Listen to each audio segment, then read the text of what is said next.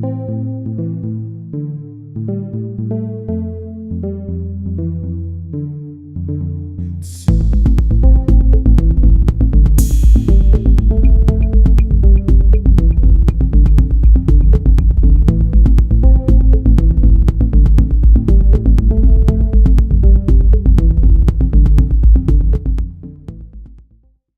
my name's Louise Ramsey.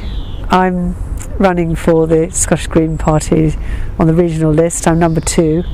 I've been living in Perthshire for nearly 40 years. I was born in Edinburgh. I know I sound English, but actually I am Scottish, so apologies for the slightly English accent. This is an accident, really. I joined the Green Party, I don't know, like 12, 15 years ago. After my son joined, actually. He joined at the age of 16 and persuaded me that I should join. I'd been a Green with a small g all my life. I think I became passionate about environmental issues at the age of 18 when I read the Wreath lectures given by Frank Fraser-Darling describing all the things that were happening in the countryside. In those days it was things like the ripping out of hedges and the expansion of agriculture, and he was writing about there being too many deer in the Scottish Highlands even then. I mean, we've got 10 times as many now. So I've watched environmental issues just get largely worse and more alarming over the whole of my lifetime. So that's my kind of, and I started campaigning on climate change a few years ago. I campaigned for the wind farm, actually, that's quite near us, even though it's on someone else's land, because I just thought it was depressing that people were campaigning against wind farms. I thought, this is the renewable energy we need. You know, we've got to accept it and be in favour of it. I do think now that it would be better if these things were community owned, and I can see that there is a problem when they belong to great big corporations. It's not the ideal way of doing it. But, you know, for God's sake, let's just not be anti the one thing we need.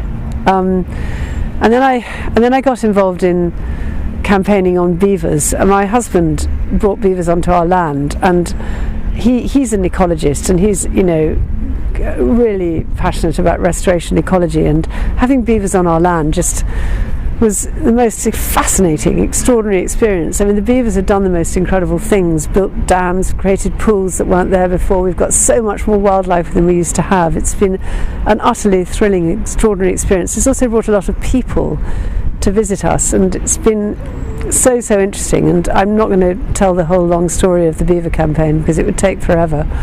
I've got 4 grown-up children. And one of my sons, the one who joined the Green Party at 16, is now an environmental journalist. He's the British editor of Open Democracy, and he writes a lot of articles on green and left-wing subjects. I've become more and more left-wing as the years have gone by. My father was a conservative. My father was actually the... am I meant to look at you? Yes. No.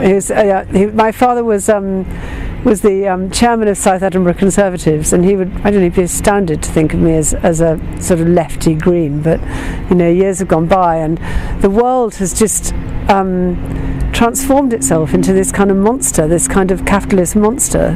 And the capitalism is just gobbling everything up. I find it extremely disturbing the way that. I recently read a book about tax havens called, what is it called? Treasure Islands. You know, everything that it described has now been revealed by the Panama Papers. This kind of thing appalls me, actually. So I guess that's why I'm political. I also care intensely. I've trained in counselling. I'm very interested in mental health. I think that there's a real opportunity for transforming people and turning their lives around. I could go on forever. What else do you need to know? Absolutely. I mean, obviously this level of engagement is not for everyone. I don't think everyone's going to want to run as a candidate. But I think that people sometimes forget that politics really affects them. Decisions made by politicians do affect them. I mean, I can see why they think they don't, because they think actually the corporations are running everything. But if we don't reinforce our politicians against the power of corporations, if we don't vote for them and get them in and support them in their work, then the corporations really will run everything, and we'll just end up with an absolutely trashed world. So yeah, really important.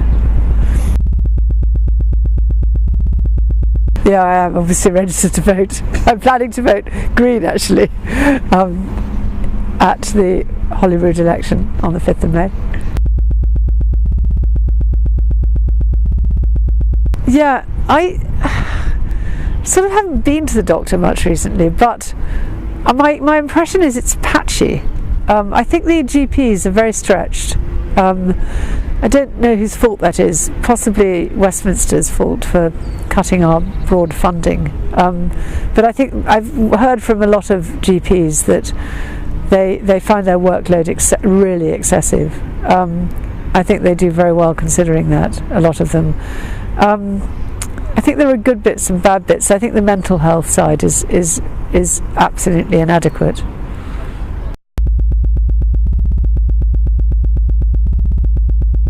Well, I think that, there are...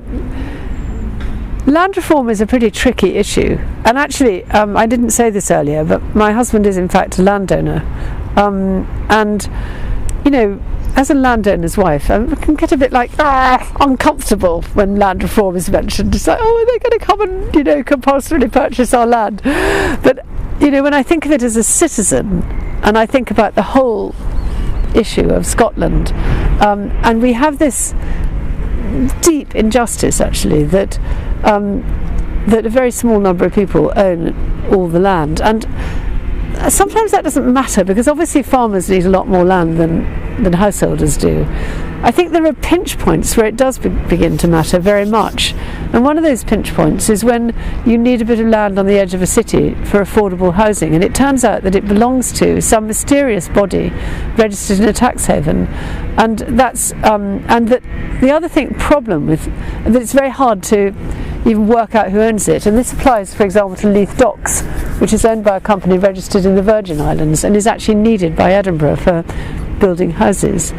So you've got this sort of rather disturbing situation of people buying land in Scotland. I mean, the other famous example is our Prime Minister, Mr Cameron's father-in-law, owning a piece of Jura through the vehicle of a tax haven.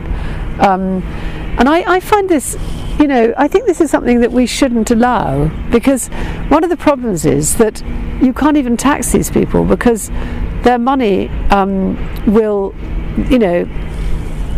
the vehicle that owns it is in a place that has no tax, and you've got this sort of, this sort of thing really needs to be cleaned up, and we need to have a vision of Scotland in which people have access to the land they need for the purposes they need it, and actually we can still rewild. There's plenty of scope for that, and a lot of our landowners have a very clear vision of how they want to use the land, and as a result a lot of our land is used for grouse moors and has no tree cover, and actually enormous numbers of species are killed on grouse moors. The hen harriers, peregrine falcons, golden eagles, hares these days, because apparently they give parasites to grouse. You've got this, I think that the way that land is owned and the way that land is used are interconnected, and that they need to be seriously reconsidered actually. But I don't want to see some huge punitive land reform agenda. I find that an alarming idea, and I think it would be very disturbing.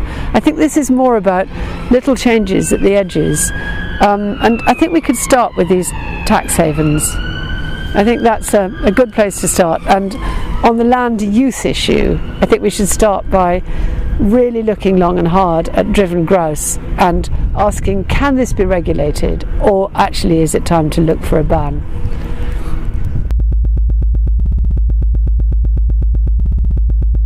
Well, our greatest threat is clearly climate change. I think that it's already killed far more people than terrorism, and I think it's driving a lot of these wars and a lot of this migration that we're seeing at the moment.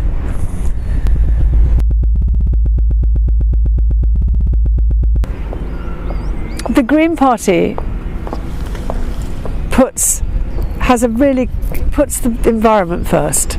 We are the party that has driven and built the concern about climate change and other aspects of the environmental crisis in the Scottish Parliament. We have driven this this passionate desire not to have Trident on our ground that's really come from the Green Party, and the Green Party is a kind of think tank of ideas about environmental and justice issues.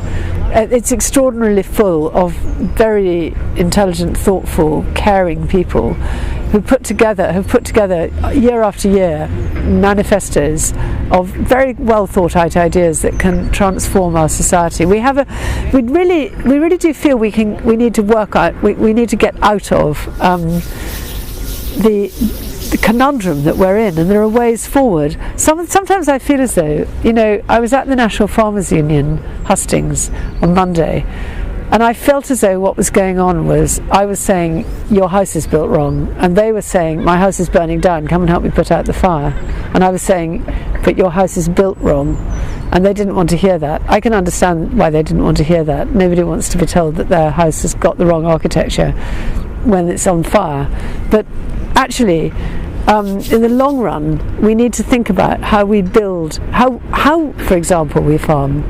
I mean, why do we farm at all? We farm because we need food. Why do we rely on farmers for all our food? Why doesn't everybody who wants an allotment have an allotment?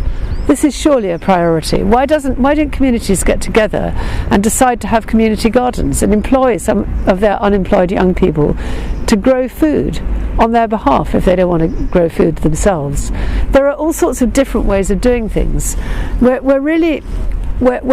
have to break out of the paradigm and think differently. The Green Party will always bring fresh, inspiring new ideas to the Scottish Parliament, and although we're not yet going to be the government, we can be an extraordinarily powerful and beneficial influence on the government.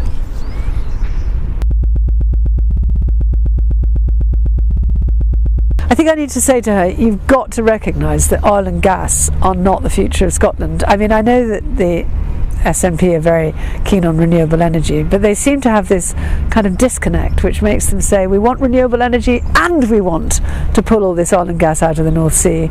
No, leave it in the ground. That's what I would say.